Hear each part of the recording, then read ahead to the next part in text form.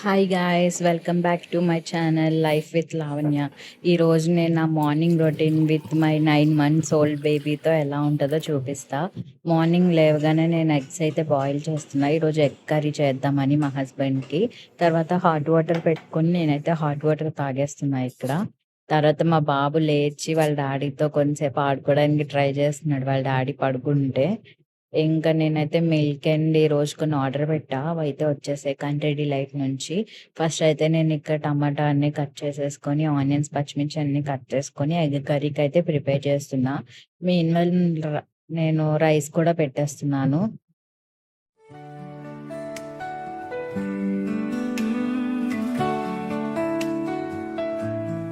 爱是神奇画笔，在我灰暗天空涂抹绚烂色彩。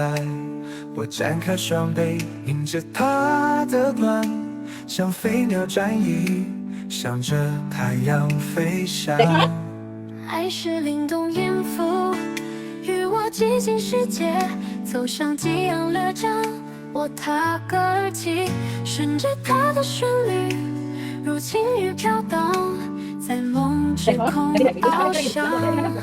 爱是璀璨星光，与我漫长黑夜，点明方向希望。我追。 బాబునైతే ఇంకా నేను వాకర్లో వేసేసా, diaper change చేసేసి ఫీడ్ ఇచ్చేసి. ఎందుకంటే నన్ను ఇంకా వంట చేసుకునియాడు, ఫుల్గా మొత్తం గిన్నెలన్నీ పీకేస్తాడు అనమాట. ఇంకెందుకులే అని చెప్పి వాకర్లో వేసేసా కొంచెంసేపు. ఇంకా వాళ్ళ డాడీ కూడా ఆఫీస్కి రెడీ అవుతారని చెప్పి.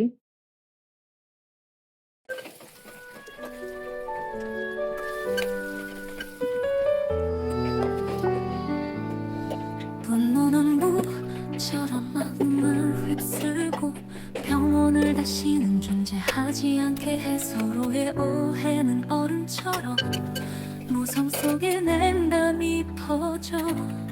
분노는 왜인가, 사랑도 상처 주고 마음속의 벽은 서로를 단지 격리할 뿐. 신뢰를 잃어버리고 마음은 진물이 됐네. 이 차가운 순환은 언제 끝날까.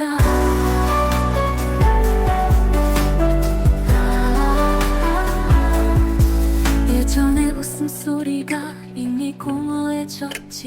지금은 침묵만이 남. ఈ మధ్యన అయితే ఇలా ఏడవడం స్టార్ట్ చేశాడు క్యూట్గా, కళ్ళు చిన్నవి చేసి. ఇంక ఇటు రావడానికి అయితే చాలా ట్రై చేస్తున్నాడు, బట్ నేను అక్కడ బాస్కెట్ పెట్టేసి అడ్డుగా పెట్టేసాను అనమాట, కిచెన్లోకి రానివ్వకుండా. ఇంకైతే ఇక్కడ ఎగ్ కర్రీ అయితే ప్రిపేర్ అయిపోయింది. కొంచెం గ్రేవీలా చేశాను, బికాజ్ నేను చారు ఏం పెట్టలేదు. అండ్ మార్నింగే ఈరోజు ఇడ్లీ కూడా పెట్టేస్తున్నా. ఇడ్లీ అండ్ నిన్న చేసిన బొంబాయి చట్నీ ఉంది, సో అది కొంచెం హీట్ చేసుకొని మా హస్బెండ్కి పెట్టేశాను. ఇక్కడైతే లంచ్ బాక్స్ ప్యాక్ చేసేస్తున్నా. రైస్, పెరుగు అయితే కంపల్సరీగా పెట్టాలి మా హస్బెండ్కి. పెరుగు లేకపోతే ఆయనకి ఫుడ్ తిన్నట్టే ఉండదు అనమాట. ఇంకా ఎగ్స్ అయితే 2 eggs పెట్టాను. తర్వాత కర్డ్ కూడా పెట్టేసి లంచ్ బాక్స్ అయితే అయిపోయింది, ఒక పని అయిపోయింది. ఇప్పుడైతే టిఫిన్ పెట్టేసి మా హస్బెండ్కి, ఇంక మా హస్బెండ్ టిఫిన్ చేసేసి హెల్మెట్ పెట్టుకున్నారు ఆఫీస్కి వెళ్ళిపోదామని. ఇంక ఇక్కడ చూడండి, ఈ బాబేమో ఫుల్గా వాళ్ళ డాడీ హెల్మెట్ పెట్టుకుంటే వీడికి అర్థమైపోతుంది ఎక్కడికో వెళ్తున్నారు అనేసి. ఇంక బ్యాగ్ తగిలించుకొని డోర్ తీసేసరికి ఇంక వెమ్మటే పరిగెట్టుకొని వెళ్ళిపోతున్నాడు అనమాట వెనకాలే.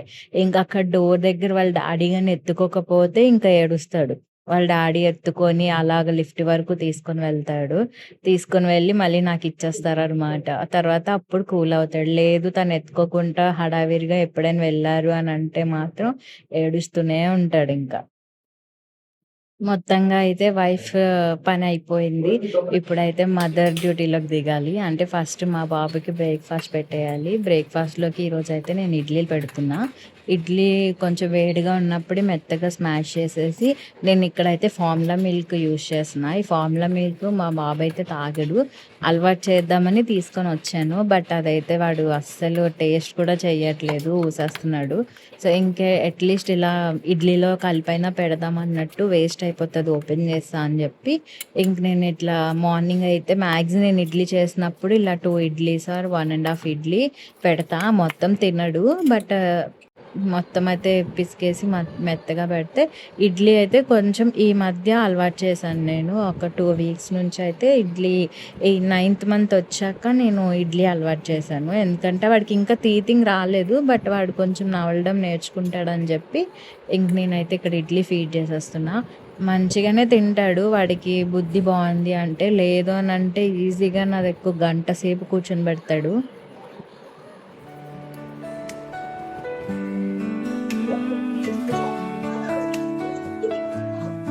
爱是神奇画笔，在我灰暗天空涂抹绚烂色彩。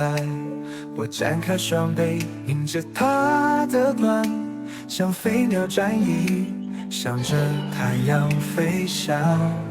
爱是灵动音符，与我激情。 లంచ్ చేసి టిఫిన్ చేసేసరికి నా కిచెన్ పరిస్థితి ఇది. ఇప్పుడు ఇదంతా క్లీన్ చేసుకోవాలి. క్లీన్ చేసుకొని ఈ బొడ్డోడికి ఫస్ట్ స్నానం చేపిచ్చేసి తర్వాత పడుకొని పెట్టేస్తే అప్పుడు నేను మార్నింగ్ నుంచి కాఫీ తాగుదాం అనుకుంటున్నా. ఇప్పటికొచ్చి నా కాఫీ తాగడానికి కూడా నాకు అవ్వలేదు. వాడికి ఇడ్లీ పెట్టేసాను కదా! కొంతసేపు ఆడుకుంటాడు గదా అని చెప్పి నేను వాడిని ఒక సైడ్ చూస్తా. ఇంకా గిన్నెలు తోముదామని అయితే స్టార్ట్ చేశాను.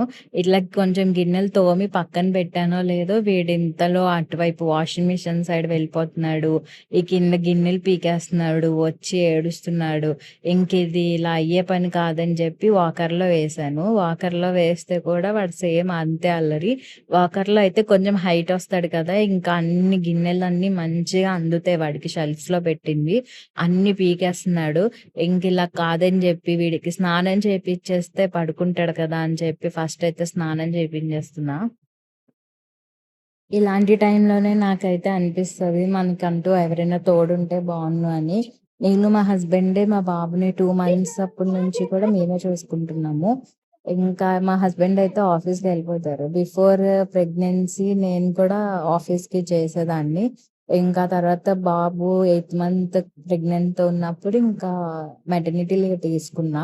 ఇప్పుడైనా వాళ్ళు ఆఫర్ చేశారు గానీ బాబుని చూసుకోవడానికి ఎవరూ లేరు. అట్‌లీస్ట్ 3 డేస్ వీక్‌కెళ్ళాలంటే కూడా బాబుని చూసుకోవడానికి ఎవరు లేరు.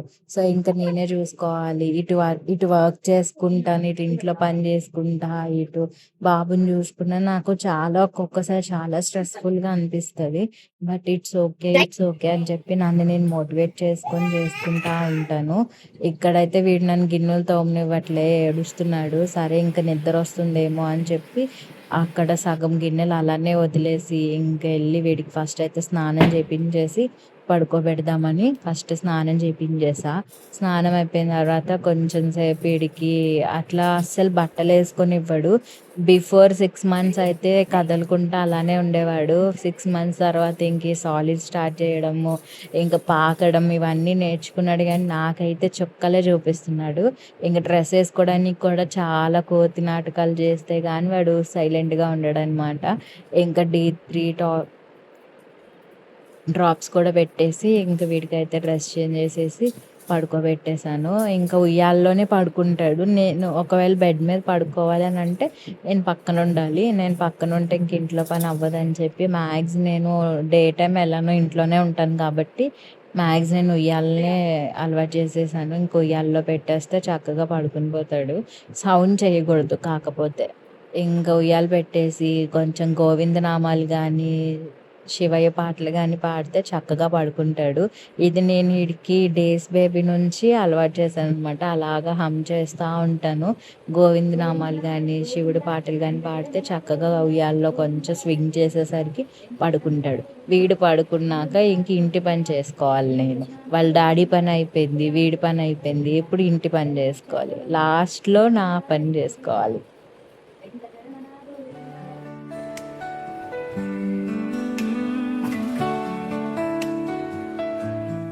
爱是神奇。 ఇక్కడైతే నేను గిన్నెలైతే తోమడం స్టార్ట్ చేశాను. గిన్నెలు తోమేసిన తర్వాత కిచెన్ కూడా క్లీన్ చేసేసుకుంటే ఒక పని అయిపోతుంది నాకు. సో, ఇంకా కిచెన్ బాధ ఉండదు. తర్వాత ఇంకా కొంచెం టిఫిన్ చేసి, కాఫీ తాగేస్తే అయిపోద్ది. ఇప్పటికి నేను ఇంకా బ్రష్ కూడా చేయలేదు. మార్నింగ్ 6:40కి లేచాను. 6:40 నుంచి ఆల్మోస్ట్ నేను బ్రష్ చేసి, టిఫిన్ చేసేటప్పటికి 10:30, 10:40 అయిపోయింది. ఇది ఈరోజు షెడ్యూల్ మాత్రమే. ఒక్కొక్కసారి నేను బ్రేక్‌ఫాస్ట్ కూడా ఉండదు. స్కిప్ చేసేస్తా. డైరెక్ట్ లంచే చేస్తాను. ఎందుకనంటే మనం సింగిల్‌గా చూసుకుంటున్నప్పుడు అన్నీ మనమే మేనేజ్ చేసుకోవాలి. ఓన్లీ వీకెండ్స్ అయితే మా హస్బెండ్ నాకు హెల్ప్ చేస్తారు బాబుని చూసుకోవడంలో. నేను ఇంటి పని గమ్మున చేసుకుంటా. బట్ వర్కింగ్ డేస్‌లో ఏంటవుతదంటే నేను ఒక్కదాన్నే చూసుకుంటాను. ఇటు పని చేసుకుంటా, ఇటు చేస్తా. ఓ పక్క నేను ఇట్లా పని చేసుకున్నప్పుడు వాళ్ళు మళ్ళీ లేస్తాడు. లేచినాక మళ్ళీ ఎళ్లి ఉయ్యాల ఊపాలి. ఒక హాఫ్ అన్ అవర్‌కి పడుకోడు. ఒక్కొక్కసారి గంటకి పడుకోడు. నిద్ర వస్తది బట్ పడుకోడు. ఇంకా ఆ పని అక్కడే ఉండిపోద్ది. కిచెన్‌లో వర్క్ ఇక్కడి వరకు ఇక్కడే ఉంటది. ఇంకా నేను మా హస్బెండ్‌కి లంచ్ ప్రిపేర్ చేస్తా కాబట్టి నేను మార్నింగే వంట చేసేసుకుంటా. మాక్సిమం మార్నింగ్ చేస్తా. ఎప్పుడో ఒకసారి లంచ్ నాకు అవ్వలేనప్పుడు మార్నింగ్ నేను ఇంకా ఆ తర్వాత ఆఫ్టర్‌నూన్ నాకు నేను వండుకుంటా. మాక్సిమం మార్నింగే వంట అయిపోద్ది. రిమైనింగ్ వర్క్ చేయాలంటే చాలా గగనమే అసలు. ఒక పక్క వీడిని చేసుకొని ఇంట్లో వర్క్ చేయడం అంటే చాలా ఇబ్బంది అయిపోతది. ఇంక నేను మొత్తం ఈ కిచెన్ వర్క్ అయితే అయిపోతే నాకొక ప్రశాంతంగా ఉంటది. తర్వాత ఇంకా రిమైనింగ్ వర్క్ వాడిని పెట్టైనా చేసుకోగలుగుతాం. ఇక్కడ గిన్నెలు ఇవన్నీ తోమేసరికి వాడు లేస్తాడేమో అని మధ్యలో వెళ్లి చూసుకుంటా మళ్ళీ స్లోగా తోముకొని కిచెన్ వర్క్ అయితే అయిపోయింది.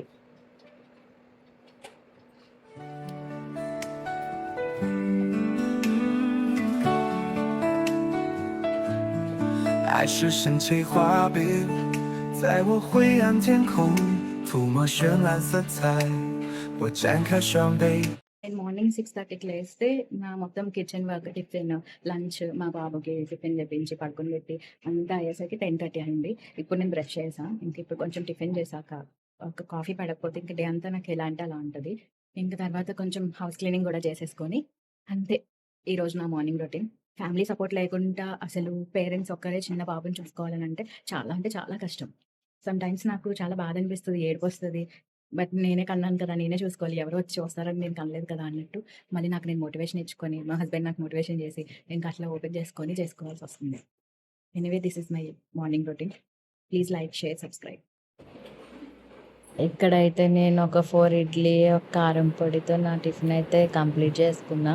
తర్వాత అయితే వేడివేడిగా కాఫీ పెట్టుకుంటే, కాఫీ తాగితే కొంచెం నాకు రిలాక్స్‌డ్‌గా కొంచెం ఎనర్జీ బూస్ట్ అయినట్లు ఫీల్ వస్తది. సో, ఇక్కడ కాఫీ కూడా తాగేస్తున్నాను.